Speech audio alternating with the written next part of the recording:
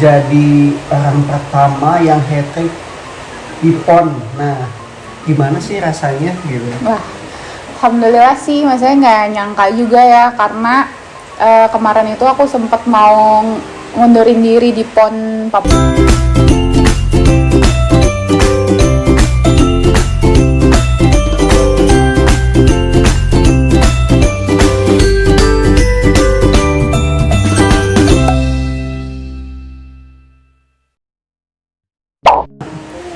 Assalamualaikum warahmatullahi wabarakatuh. Balik lagi akhirnya kita membuat sharing time, ngobrol-ngobrol nyore lah ya bareng AUU. Kita bakalan ngomongin apa ya? Ini kita mau ngobrolin perjalanan voli aku dulu kali ya. Langsung ada kehidupan, percintaan, banyak. Hai, ditunggu. Ini nih yang pertama tentang dunia voli. Oke.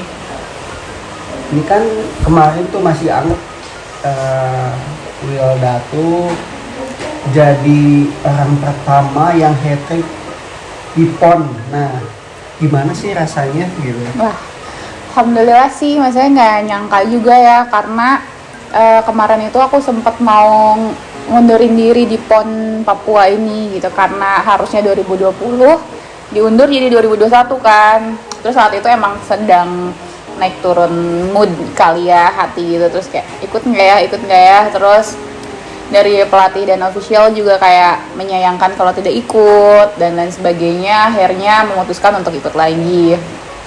Terus menjadi orang pertama yang hat-trick tuh ya bangga sih, aku bangga sama diri aku sendiri ya kali ini aku bangga gitu, maksudnya kayak karena di pervolian Indonesia belum ada yang dapat medali emas 3 kali berturut-turut.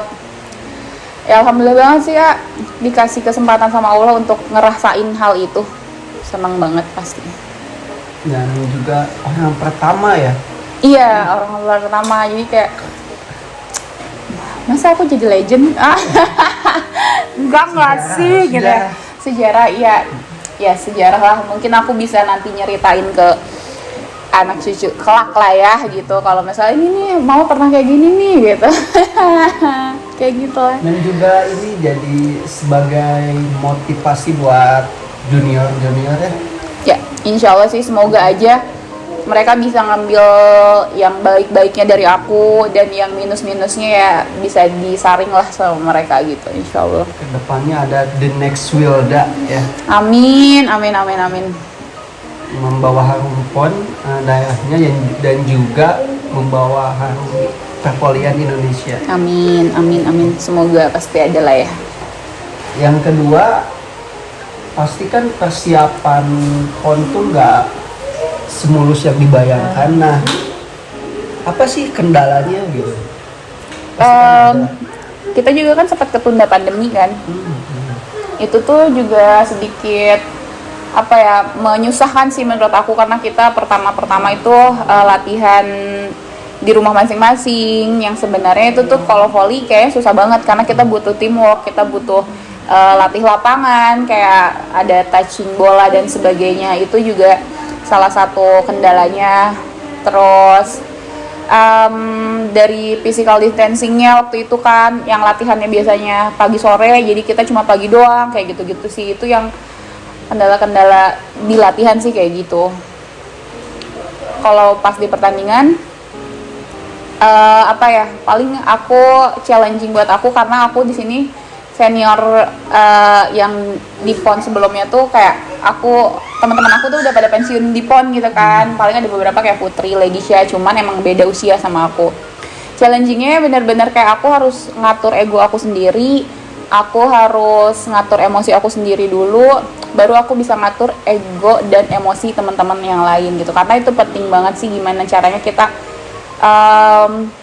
manage emosi kita, ego kita, biar ya semuanya buat tim kayak gitu. Apalagi mereka kan pada masih muda-muda kan, jadi benar-benar challenging buat aku sendiri sih itu. Ya, jadi mungkin sosok Wilda di PON Jabar juga menjadi panutan juga ya untuk junior supaya gimana sih cara meredam emosi atau gimana lah, mental junior kan nggak tahu. Ya itu menurut aku sih penting banget kalau di volley gitu, karena kan kita main tuh nggak sendirian, kita main satu tim. Gimana caranya kita bantu satu bantu satu gitu loh, nggak cuman kita passing sendiri, nyemai sendiri, itu nggak bisa sih. Kayak menang bareng-bareng, kalah bareng-bareng gitu. Jadi benar-benar saling bantu itu penting banget sih, nggak boleh saling ada yang nyalahin di situ gitu. Tong silih salahkeun. Tong silih salahkeun. Ya, jadi nggak semulus yang dibayangkan ya. Enggak lah, pasti semua usaha tuh ada prosesnya sih, dan prosesnya juga nggak mudah sih. Kita di sana ada yang beberapa orang cedera, kita latihan juga capek, habis latihan kita harus terapi latihan lagi terus kayak gitu. Jadi dapetin hasil ini ya alhamdulillah banget sih, luar biasa. Proses ya. Ya. Nah, yang selanjutnya tanggapan tentang junior untuk PON 2024 ya kalau nggak salah. Nah, gimana sih tanggapannya, persiapannya mungkin? Iya, aku berharap sih, kan kita udah mempertahankan emas dari 2012, jadi berharap banget setelah ini tuh mereka juga bisa mempertahankan, mereka juga punya teamwork yang bagus, mereka punya persaudaraan yang erat lah gitu untuk ke depannya. Mungkin booster ya, saya harus pertahanin nih Jabar Dengan tanpa gitu menjadikan ya. itu beban sih ya, maksudnya kayak loss aja lah gitu, happy dalam main, semuanya akan enak sih gitu. Nah, pelajaran apa yang diambil dari event PON ini gitu? Pelajarannya aku lebih ke kekeluargaannya sih, lebih ke hati lah. Kita benar-benar ngeredam hati ego kita masing-masing yang tadi itu emosi kita. Itu benar pelajaran dimana aku belajar sabar banyak banget di sini. Aku belajar ngomong, aku belajar untuk menjadi leader yang baik buat teman-teman aku, adik-adik aku di sana. Itu pelajaran banget sih, gimana caranya aku bermain sama teman-teman pakai hati, benar-benar nggak cuman hanya teknik dan segala macam, tapi benar-benar kita main pakai happy, pakai hati, dan ini tuh keluarga baru lah gitu, nggak cuman sekedar main volley selesai, nggak, kita punya silaturahmi yang panjang habis ini gitulah. Dan juga sih ya teman-teman selama PON alhamdulillah bisa melihat itu secara kekeluargaannya ketika latihan itu gimana, sesudah latihan, sebelum latihan kayak gimana. Jadi mungkin inilah hasil dari kekeluargaan ini menjadi kekompakan tim. Jadi tuh kalau dulu tuh sempat dibilang juga sama pelatih aku dulu tuh, mau segimana orang ngancurin kita, entah pakai non teknis, entah pakai apapun itu, kalau tim kita nyatu, itu tuh akan mental semuanya. Jadi benar-benar namanya teamwork tuh beneran teamwork, bukan cuman sekedar ucapan volley itu bergu, tapi benar-benar kita tuh punya tim gitu. Benar. Ini merinding loh. Ada apa nih kayak merinding? Enggak, jadi ini kerja sama tim, bukan hanya di tim, jadi tim itu menjadi keluarga. Nah, itu mungkin powernya. Iya, di situ sih, karena aku nekanin banget ke teman-teman aku, ke adik-adik aku di sana tuh, aku selalu bilang kayak aku nggak suka kalau ada orang yang ngomporin teman yang lain. Aku nggak suka kalau ada orang yang ngomongin teman di belakang. Kalau emang ada yang nggak suka, silakan ngomong di depan, kita ngobrolin bareng-bareng, semua akan beres gitu loh.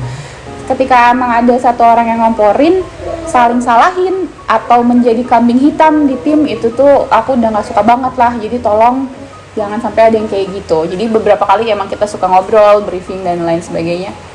Itu sih, dan alhamdulillahnya tuh kayak teman-teman aku juga hatinya pada baik-baik lah, hatinya pada bagus-bagus. Ya alhamdulillah lah kita bisa nyatu dan nutup PON terakhir aku dengan indah lah ya gitu.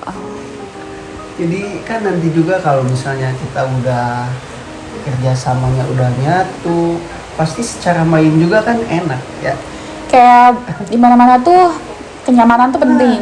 Iya. Entah di mana-mana ya, cuma kayak kenyamanan itu penting sih, dan kayak kita menghempaskan apa yang negatif, dan pokoknya sebisa mungkin yang negatif kita bikin jadi positif gitu. Karena pasti masalah-masalah tuh nggak cuman di luar eksternal, tapi internal pun akan banyak sih kalau di tim kayak gitu. Iya sih. Pokoknya wah banyak banget ya pelajaran yang diambil dari IPM PON ini, sehingga menjadikan Jabar Kahiji gitu nggak gampang gitu. Ini loh prosesnya gitu. Mantap.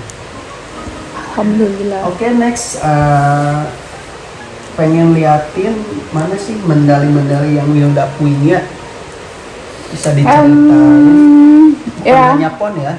Jadi ini beberapa kenang-kenangan aku main volley gitu. Ya alhamdulillah ada beberapa. Cuman kayak ada yang beberapa hilang gitu sih, yang Proliga kayaknya aku lupa nyimpen deh.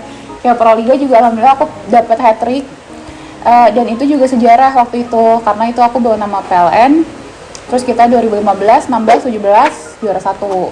Nah itu sejarah juga untuk pervalen Indonesia. Tapi medalinya nggak tahu di mana. Jadi yang paling berkesan itu pasti PON sih ya, yang tadi diomongin, karena aku menjadi orang pertama yang dapetin medali emas 3 kali. Ini adalah PON Riau. Jadi ini yang paling berkesan banget karena Jabar selama 20 tahun baru balik lagi medali emasnya gitu. Dan aku juga ini adalah PON pertama aku di Riau. Kita nyabet emas setelah 20 tahun Jabar nggak dapat emas. Ini perjuangan paling sulit sih. Dari sekian aku ikut PON, ini perjuangan paling sulit di Riau. Terus itu 3-2 lawan Jatim waktu itu final. Ini PON Jabar 2016. Sulit juga sih, cuman kalau misalnya di rating ini lebih sulit lah gitu. Ini kita lawan Jatim 3-0 apa ya? 3 berapa ya Mei ya? 2016 ya? 3-0 kayaknya ya? 3-1 ya? Pokoknya nggak nyampe 3-2 deh.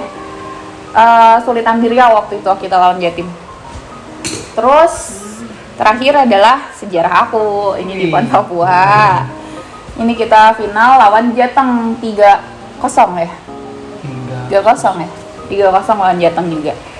Ini sih, terus kayak ada beberapa SEA Games juga sama, jadi sejarah juga buat aku pribadi karena itu SEA Games 2017. Ini dia. Kayak ini deh 2017, ya benar. Di mana itu? Ini di Malaysia, di Kuala Lumpur. Ya. Setelah 20 tahun Indonesia nggak dapet perak, karena kita kan target selalu perak ya, karena kalau misalnya emas itu kita belum bisa bersaing sama Thailand, mereka udah tingkatan dunia soalnya. Kita berhasil nyabet perak, selama 20 tahun Indonesia nggak dapet perak gitu, jadi kita tuh selalu perunggu. Dan di sini juga aku sebagai kapten tim, dan benar-benar kayak wow, rezeki dari Allah untuk aku gitu. Ini sejarah juga. Aku ada di titik itu tuh, aku alhamdulillah banget bisa ada di situ. Masih bareng Manganang ya? Masih bareng Kak April 2017. Iya. Ini aku senang banget bisa dapet perak. Terus ya udah, paling ini SEA Games pertama aku. SEA Games pertama aku 2011. 2011? Aku masih usia 17-an kalau nggak salah sih. Aku pertama kali platnas 17 tahun. Sweet 17 ya? 17, jalan 18 lah. Ini SEA Games pertama aku ada di Jakarta waktu itu. Bareng siapa dulu? Di Palembang, Jakarta Palembang. Bareng siapa dulu, Man? Dulu masih senior, masih Berlian Marcella. Iya, Berlian Marcella ada kalau nggak salah. Terus Kasela ada. Dulu Mbak Maya PW, Mbak Lailatul, terus Maya Indri. Maya Indri ada.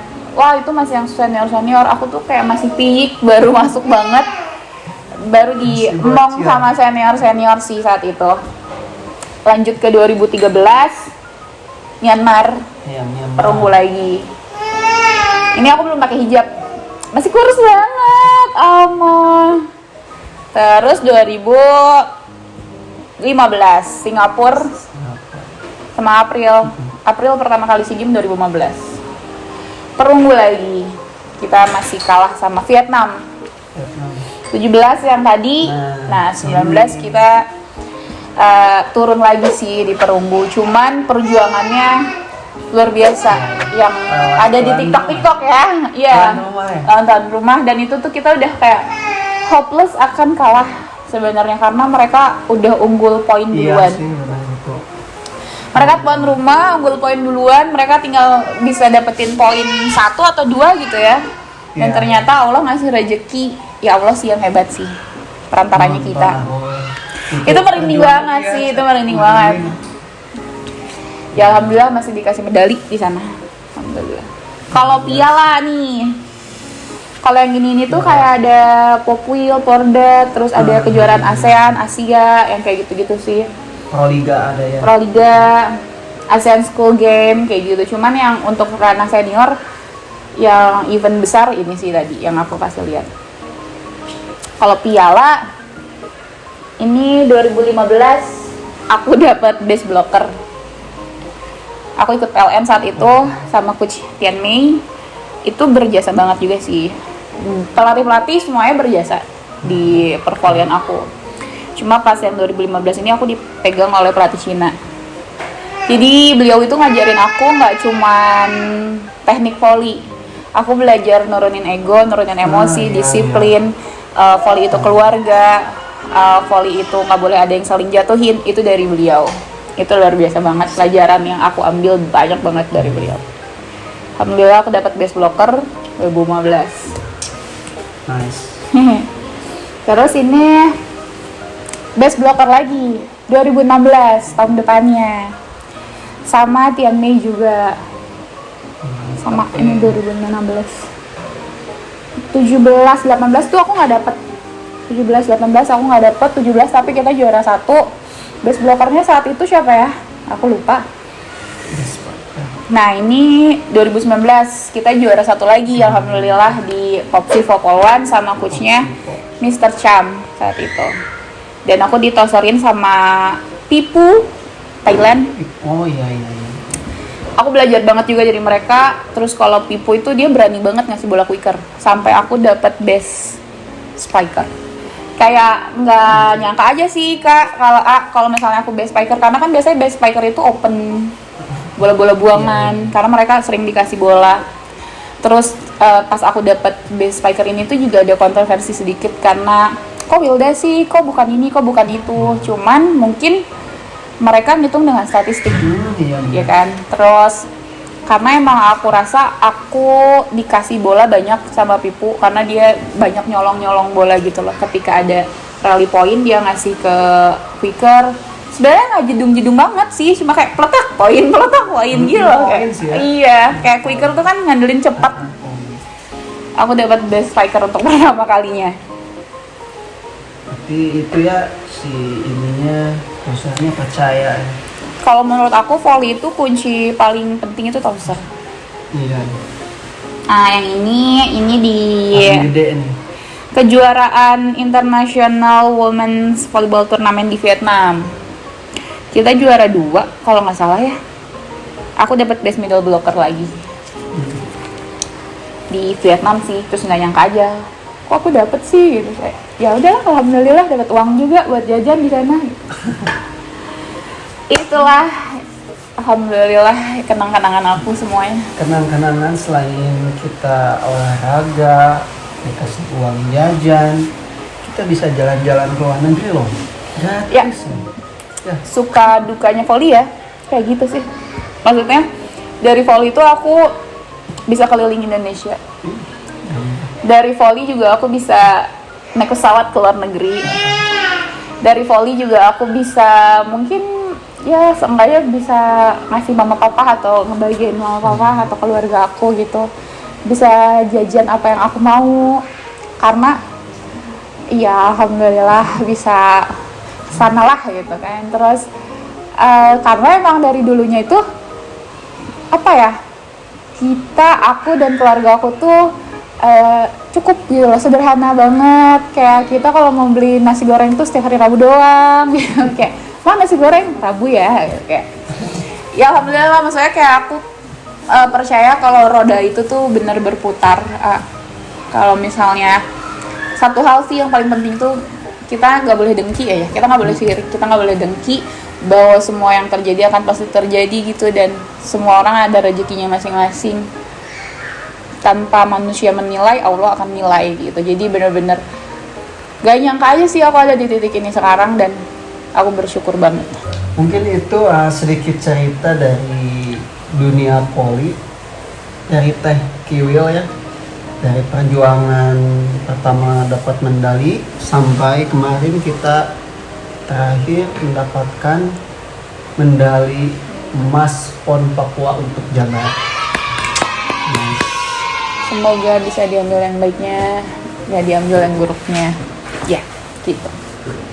Menjadi motivasi untuk semua pecinta poli di Amin. Indonesia. Amin ya Allah, semoga. Terima kasih banyak. Oke, alhamdulillah beres juga tentang pervolian aku. Ditunggu ngobrol-ngobrol cantik selanjutnya. Dah, assalamualaikum. Bye bye.